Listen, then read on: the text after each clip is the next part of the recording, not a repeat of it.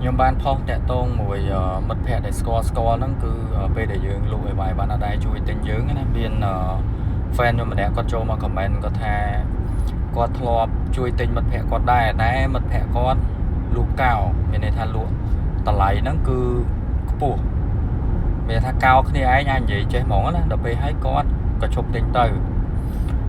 ចំណុចនេះខ្ញុំមិនដឹងថាគាត់ស្គាល់មិត្តភ័ក្តិហ្នឹងមិត្តភ័ក្តិរបៀបមិនទេស្និទ្ធស្នាលឬក៏មិនទេប៉ុន្តែបើសិនជាក្នុងករណី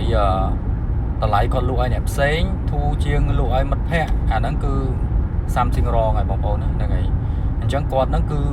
បងប្អូនមិនបាច់គ្រប់គ្រងមិនបាច់ទិញមិនអីទោះបីមិត្តភ័ក្តិគ្នាក៏ដោយប៉ុន្តែខ្ញុំជឿថាបើសិនជាមិត្តភ័ក្តិដែលស្គាល់គ្នាគឺគេអត់ធ្វើអញ្ចឹងទេហ្នឹងហើយគឺគេលក់គឺមានតែបទូបថយអាចសឹងតែនិយាយថាបើលក់ឧទាហរណ៍ណាអីវ៉ាន់ហ្នឹង1 10រៀលលក់ឲ្យអ្នកផ្សេងតែបើលក់ឲ្យអ្នកដែលស្គាល់ឬក៏មិត្តភ័ក្តិសឹងថាចំណេញ1រៀល2រៀលក៏លក់ឲ្យដែរមិត្តភ័ក្តិជាពិសេសអ្នកដែលស្គាល់ហ្មងអញ្ចឹងខ្ញុំជឿថាអញ្ចឹងហើយតាក់តងមិត្តភ័ក្តិខ្លះខ្ញុំនិយាយត្រង់ណាអ្នកខ្លះដល់ថ្នាក់អីវ៉ាន់ហ្នឹង1 10រៀលឧទាហរណ៍ហ្នឹងហើយទិញយើងអញ្ចឹងតយើងម្ដង5រៀលឬក៏3រៀល4រៀលអីក៏មានដែរអានេះខ្ញុំធ្លាប់ជួបនិយាយទៅតយើងតសំបីអាតម្លៃដែលយើង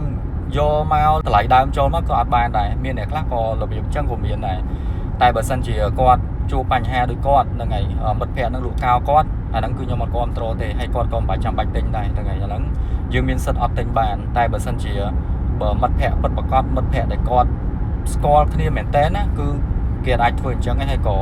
លក់តម្លៃក៏លក់តម្លៃក្រុមទីផ្សារដែរសឹងតែថាពួកម៉ែឯងលក់យកតែតម្លៃដើមក៏លក់ដែរហ្នឹងហើយអានេះខ្ញុំនិយាយពីភាពស្មោះត្រង់